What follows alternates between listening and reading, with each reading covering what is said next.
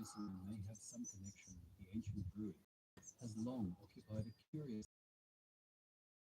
not a fact in any straightforward historical sense, and with sufficient serious attention. Claims of the learned priesthood of ancient Britain, by symbol and memory, they preserved hidden wisdom. They worshipped in sacred groves and ancient stone circles. They possessed a doctrine of the soul, a disciplined mode of instruction, and a body of knowledge transmitted only to the initiate. Freemasonry, so the argument runs, later inherited from them this unsupported wisdom. The difficulty is that the argument does not survive contact with the evidence. Freemasonry did not descend from the ancient Druids. Stonehenge was not built by Druids. There is no demonstrable line of transmission from the priesthoods of Iron Age Gaul or Britain to the lodges of 18th century speculative masonry. And yet, the idea should not be dismissed too quickly. Historical errors are sometimes historically revealing. The belief in a Druidic connection tells us a great deal about the world in which speculative Freemasonry developed. A world of antiquarian learning, sacred history, national myth-making, biblical chronology, natural philosophy, and a deep desire to locate modern institutions within the dignity of the ancient past. The real subject, then, is not whether Freemasonry came from the Druids. It did not. The more interesting question is how the Druids came to occupy a place in the Masonic imagination, and why that imagined relationship proved so attractive to Masonic writers, antiquaries, and fraternal societies. This is a story not of descent, but of reception, not of institutional continuity, but of symbolic analogy, not of ancient survival, but of modern reconstruction. Chapter 1. The Druids we barely know. Any responsible discussion of the Druids must begin with the poverty of the evidence. This is not to say that the Druids were imaginary. They were not.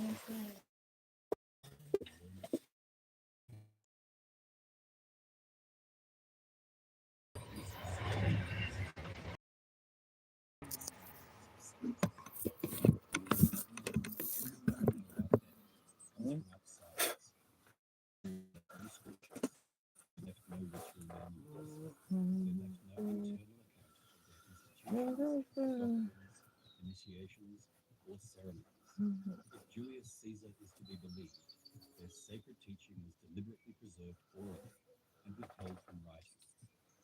That fact has always given the Druids a particular fascination. It also creates a severe historical problem. A silence in the record may invite conjecture, but it does not authorize invention.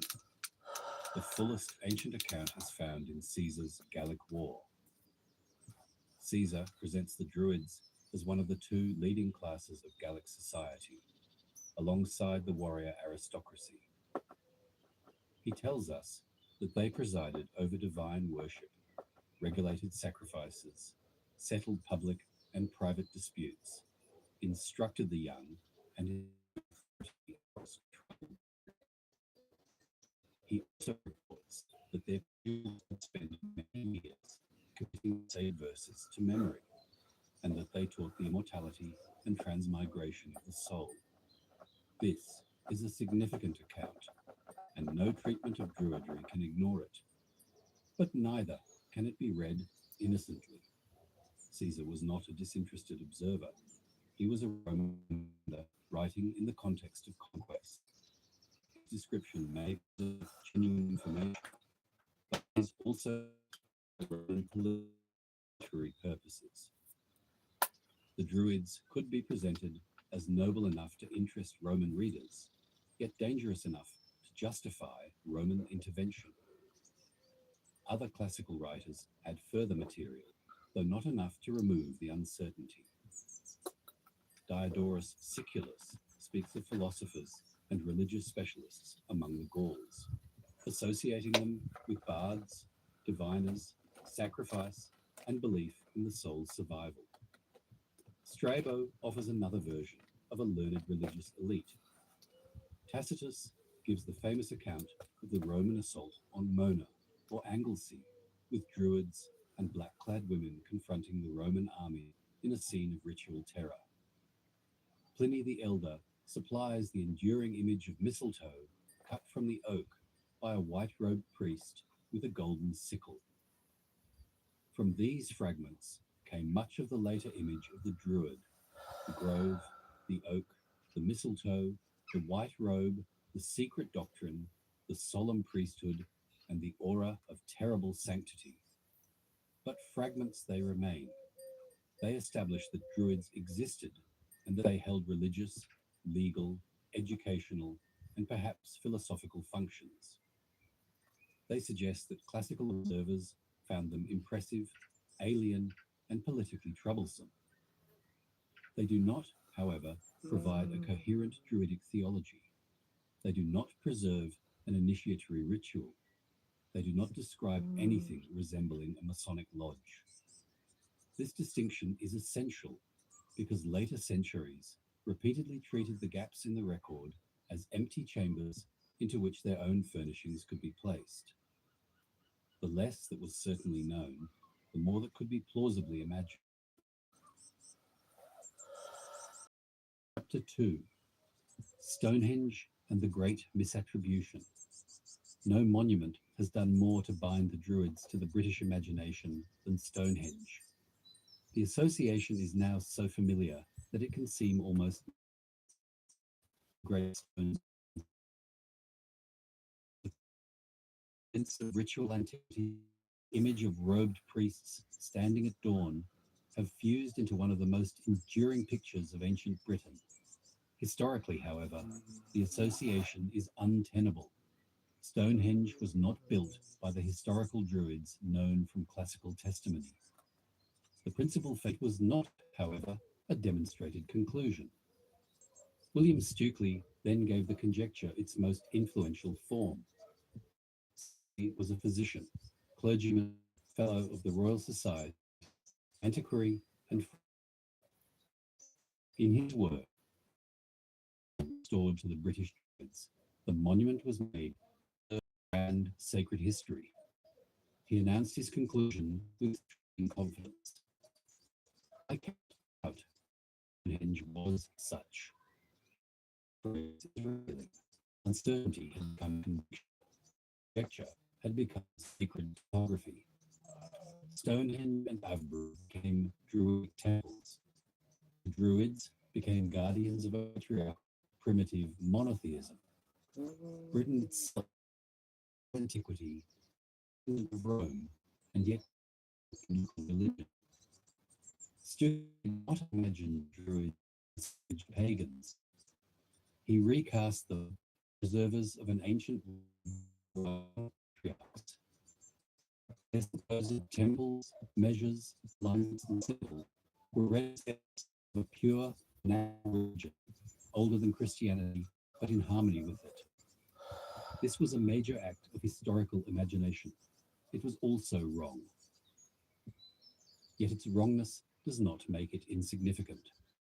Stukeley's Druidic Stonehenge gave Britain a sacred prehistory. It transformed prehistoric monuments into temples, Druids into priests of ancient wisdom. Stonehenge was not a Druidic temple, but the belief that it was became culturally powerful, and cultural power is part of the history we are considering.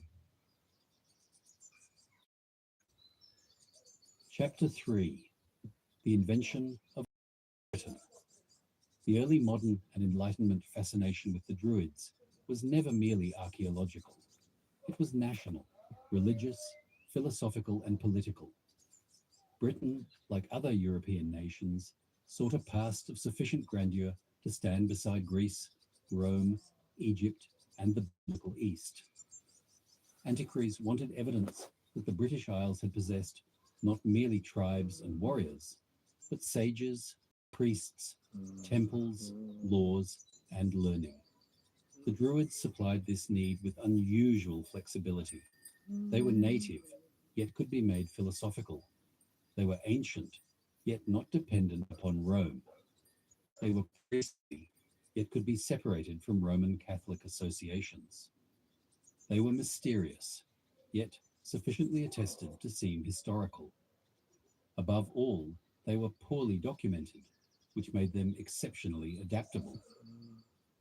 The classical sources had supplied a number of suggestive elements: groves, sacrifice, judges, teachers, philosophers, secrecy, astronomy, and belief in the soul's immortality.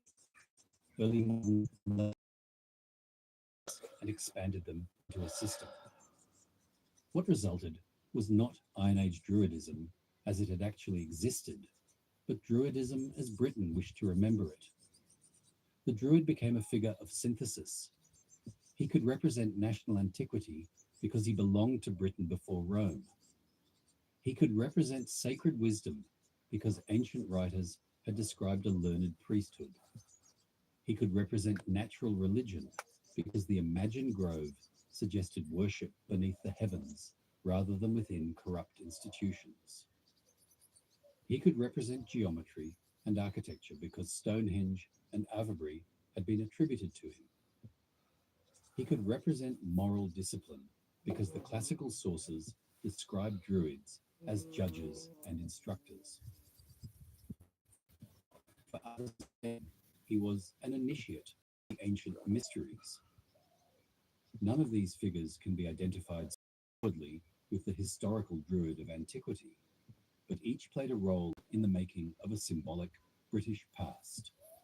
This is the point at which the subject becomes relevant to Freemasonry. Both Druidry and Freemasonry, as 18th and 19th century writers imagined them, could be described in similar language: ancient, moral, secretive, initiatory, symbolic, geometrical, religious, without being narrowly sectarian, and concerned with hidden truth conveyed through outward form. That is not evidence of institutional descent. It is evidence of symbolic compatibility. In much Masonic writing of the period, however, symbolic compatibility was often treated as though it implied historical relationship. The Druid did not need to be an actual Freemason. He needed only to look sufficiently Masonic when seen through the lens of antiquarian romance.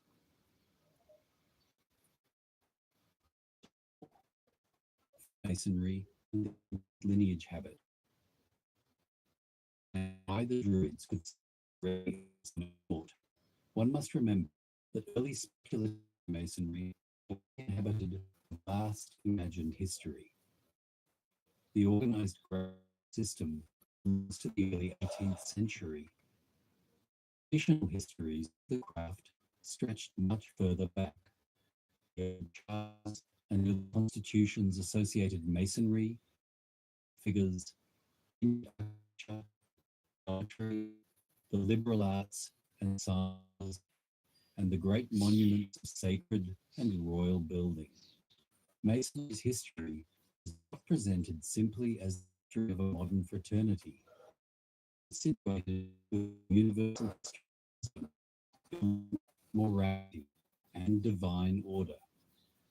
Anderson's constitutions of 1723 are the obvious place to begin. They do not introduce Masonry as a modest London fraternity seeking polite respectability. They cast it within the widest possible sacred history. In Anderson's account, Adam himself possessed the principles of geometry and the liberal sciences. In the accompanying Masonic song, Adam is described as created with geometry, with that science imprinted upon his royal mind. Abraham, too, is praised as the one who brought from geometry, the science good.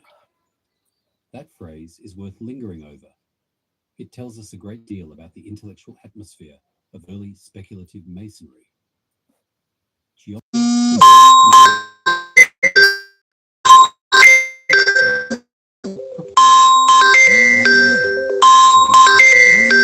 creation.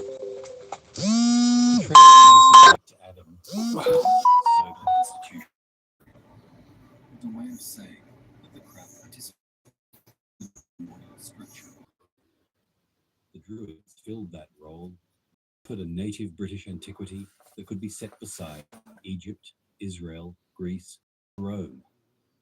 They seem to possess secrecy, hierarchy, moral teaching, astronomy, ritual, sacred space, and some doctrine of immortality. They were connected, however wrongly, with stone monuments.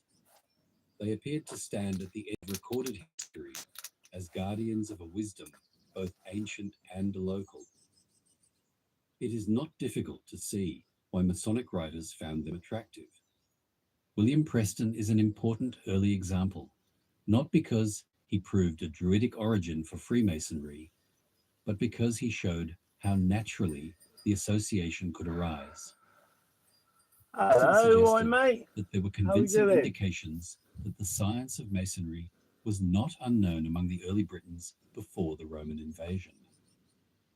More pointedly, he wrote that You all the right? Druids retained among them many usages similar to those of Masons. Yet even here, the claim remained conjectural. The force of the passage lies precisely in its caution. Preston does not give us a lineage. He gives us a probability, an affinity, a suggestive resemblance. That suggestiveness for later writers to enlarge. William Hutchinson, in The Spirit of Masonry, treated the history and symbolism of the craft through a religious and moralizing lens. In that setting, the Druids could be drawn into a patriarchal Oh, religion, nice. I natural want my motion, journal of woods, sacred actually. altars, and moral instruction. The point was not documentary proof Nothing of like that descent, today. It's a bit but grey. theological and Yeah, it's not symbolic that hot. correspondence. Quite nice, actually. Hutchinson's value for us is not that he tells us what ancient Druids actually did. It is that he shows how 18th century Masonic thought could assimilate Druidic antiquity into a Christian Masonic Right. moral universe. George Oliver pushed the matter much further. In The History of Initiation, Oliver gathered the Druids into a grand comparative scheme of ancient mysteries. His Druids possessed rites, trials, degrees, and symbolic dramas that could be read alongside I could Masonic do a fucking initiation. split today. He wrote, the ceremony of initiation began by placing the candidate in the pastos, Right, chest, or coffin, in which he remained enclosed for 3 days to represent death, and I was tried this phone, liberated keep or trying this phone up restored to for a bit life on before I the go 3rd to the day. woods, though. The resemblance to Masonic themes of darkness, trial, recovery, and light was obvious, and clearly intended to be obvious. But this is also where caution becomes most necessary. Druids so much from antiquity as around century Masonic imagination. His reconstructions tell us far more about how Masonic writers wish to understand initiation than about the ritual life of Iron Age Britain. Albert Mackey, writing later, is useful precisely because he saw the danger. In discussing Druidism and Freemasonry, he noted Preston's suggestion, but also acknowledged the conjectural nature of such claims. He was especially sharp on the habits of Masonic writers who had substituted speculation for demonstration and assumptions for facts. Elsewhere, dismissing Oliver's more elaborate reconstruction, he observed that there was not a scintilla of historical testimony. Mackey's treatment is not free from the assumptions of his own age, but it does mark an important corrective. Resemblance may be interesting, but it is not proof. The same lesson applies to the more extravagant claims found in 19th century periodicals. Way too early for the cheap. When such writers declared saying that that, Druids I think held his missus lodges is or Masonic longer. lodge, they were not reporting discoveries from ancient Britain. Hell, they were reading ancient Britain through Masonic spectacles. The Masonic Druid was not found in antiquity. He was constructed in modernity. Chapter 5. The Temptation of Symbolic Parallels. The most seductive arguments for a relationship between Freemasonry and Druidry are built upon parallels. Both traditions are said to value secrecy. Both concern themselves with moral instruction. Both have been associated with initiation, light, sacred space, symbols, ranks of knowledge, discipline transmission, and teachings concerning the soul. At first sight, the accumulation of resemblances can seem persuasive, but parallels require careful handling. A parallel is not a pedigree. Could do your Similarity help is actually, not squirrel. descent. Two traditions may resemble One. does not remove continuity. It indicates secrecy and memory, powerful because specialized or sacred knowledge. The enlightened Druidic grove and the Masonic Lodge can both be described as spaces set apart from ordinary life. Again, it does not establish descent. It shows that traditions often construct meaning space through boundary, orientation, and symbol. The Druids were later imagined as solar priests, attentive to the heavens and the cycles of nature. Freemasonry uses light as one of its central symbolic terms. But solar symbolism and metaphors of illumination are among the most widespread in the history of religion and philosophy. Similarly, when Masonic writers described Druidic initiation in terms that seem Masonic drama, especially themes of death, restoration, and the communication of light, caution is required. If the description is already being shaped by Masonic categories, then the resemblance may have been introduced by the interpreter. This is the central difficulty with the Masonic Druid, descended from Druidry, but the Druidry, as understood by antiquaries or Freemasonry, Ooh, it's it is frustrating. not This internet ancient. sometimes. And 19th centuries, Britain saw the rise of fraternal. These were not survivals of an Iron Age priesthood.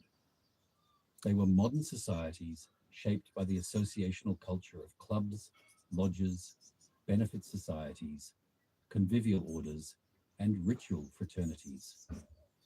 The most important of these was the Ancient Order of Druids, founded in London in 1781. It was a fraternal society, and its form owed much to Freemasonry. It used meetings, offices, ritual, secrecy, regalia, staged forms of membership, and a mythic Druidic identity. Later, Druid orders and related friendly societies in different directions, sometimes placing greater emphasis on mutual aid, insurance, and social support than on antiquarian or esoteric claims. Here, the direction of influence becomes much clearer. The evidence does not show ancient Druids producing Freemasonry. It shows modern Freemasonry and the broader lodge culture of the 18th century Oh, hello. helping to provide a Hello, model Eddie. for How are you modern doing, love? Druid You all right? fraternities. This reverses the popular claim. The strongest How's your historical day going? connection between Freemasonry Whereabouts and are you? I Druidry forgot. does not run from the ancient grove to the modern lodge. It runs from the modern lodge to the invented grove. Yeah, I'm a bit tired too. Fraternal Druidry borrowed the prestige of Druidic antiquity and combined Oh, it you're in with Wales? Oh, tools of nice. Not far then. modernization familiar I with used to live in Wales, Freemasonry in throughout the previous valleys. Love centuries. Wales. The I'd result like is to. a I'd like to multi-ethnic, move to Wales at clothed some in point. language Buy a and house ritual there. ancient Britain. This Still is fairly reasonable. Yeah, it's all right. Freemasonry, by contrast, offered a practical Yes, I see. Rubbish, isn't it? ritual, moral instruction, fraternal identity, Ah, hello. security, Yeah, and symbolic just language. doing this one. Modern Been doing this. Druids Hey, Chief, there he is. There we go. This is There's the that real one. connection, and it is far more historically defensible than any theory of hidden ancient transmission. Yes, mate. The third. Chapter The third little dog. I YOLO like it. Morgan imagination. No account provides Druidry What time is Miss P going live? At special 12:44, isn't it? YOLO Morgan That one, Chief.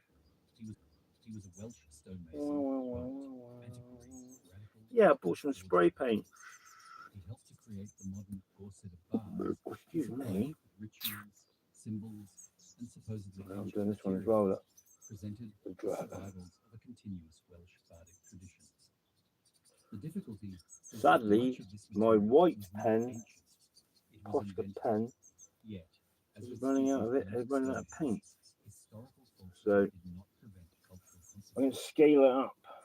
Iolo's inventions helped shape Scale. institutions, ceremonies, national sentiment, and the modern image of Welsh Hey, bardic Chief. tradition. There's The another invented class connection with the became part of never-ending the popular story. culture. Iolo represents the The same guy, techniques in a the boy particularly Atreyu, vivid who's like the hero. Thank The you. record was thin, He, imagination supported structure. his Rituals horse became systems, is called Art hints Axe. became rituals. Patriotic desire became How about historical that? assertion. A nation's longing for And my name is sacred Lover of became Horses. ceremonial And I festival. love art. The connection with Oh, Freemasonry is you indirect. go. Iolo lived in a world already No sound. ritual organization, degrees, I have been to Barmouth, yeah. No sound. Can you hear me, Ellie? and ceremonial invention. Whether one speaks of direct Masonic influence No sound. or broader ritual culture, Yeah, I've been there. By the Menai Straits. in which ancient identities could be consciously Been there. reconstructed East suburb. through modern ceremonial. You can hear me, yeah.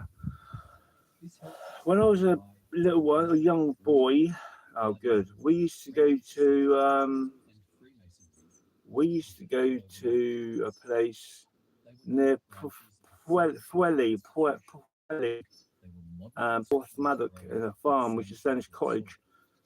And Barmouth, I love Barmouth because Barmouth had a market, and like my mum and dad bought me a Liverpool football kit from Barmouth market because it was a bit cheaper. Happy days, Barmouth, yeah, I like Barmouth. And Menai Street. In fact, my dad, I only found out at his funeral. I didn't even know about this, which I still can't believe to this day. He told me he was in a shipwreck near Mulfray. I think it's called Mulfray. And Anglesey was the lifeboat crew that rescued them. Only 8 of them survived. And that was around that way. I really wanted to see and give thanks to the lifeboat crew as like a pilgrimage. Pilgrim. Into the notion that moral truth is not merely a modern convention, but something rooted I bet it'd be nice there today. and conveyed through signs. They got that really long like pear thing at Barmouth, haven't they? I haven't been there since I was a kid, but I do remember. I'll never forget Barmouth for the 10 years. Did they have a Pontins or a Butlins at Porthmadog? He seemed to offer a native counterpart to the sages of Egypt, the priests of Israel, the philosophers of Greece, and the builders of the ancient East. Where? Anglesey?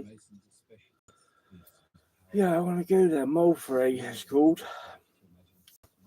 There's a lifeboat crew there. Oh, 11:44. Ah, sorry, you're Barmouth, right? Yeah, it's nice there. Dangerous shipping lane, though. Oh, there's a heron. Very dangerous. Yeah, he oh, you go fishing? Speak to the chief, he likes fishing. I'm not really much of a fisherman.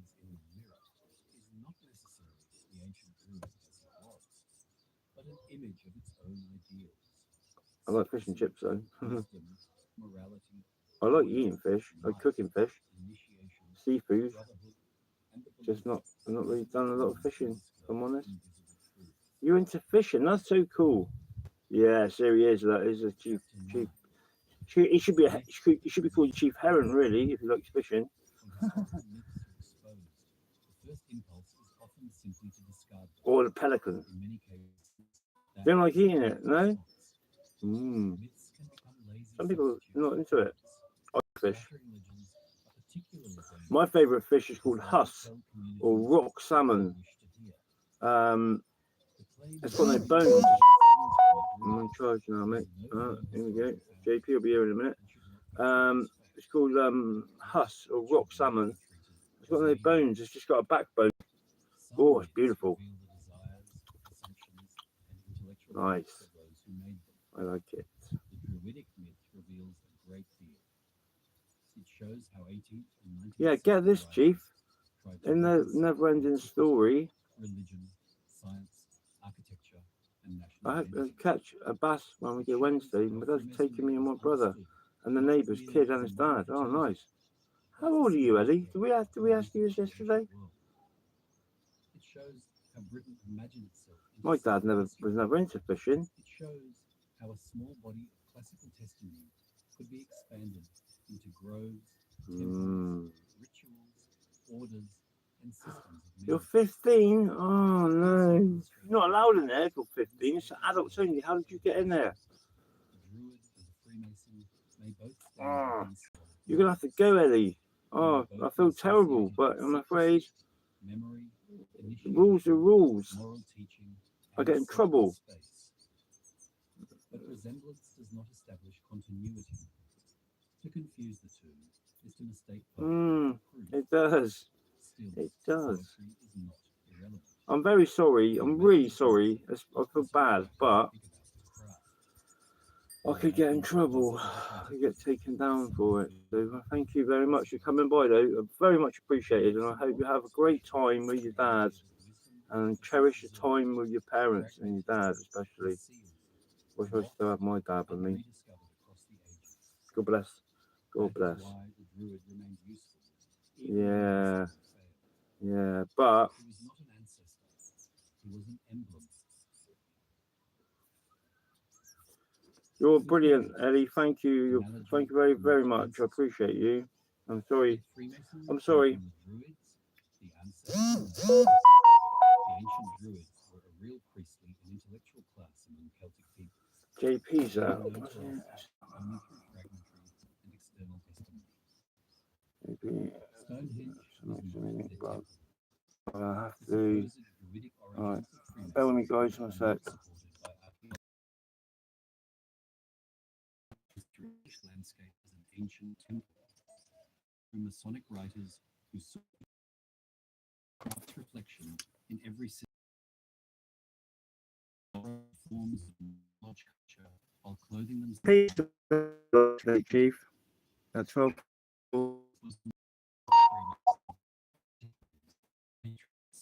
Poets, clergymen, and ritualists. I'm going to go live with JP in a minute, Chief. I'm going to have to end this stream, start another one, and go live and invite JP. As part of a vast inheritance of moral and sacred wisdom.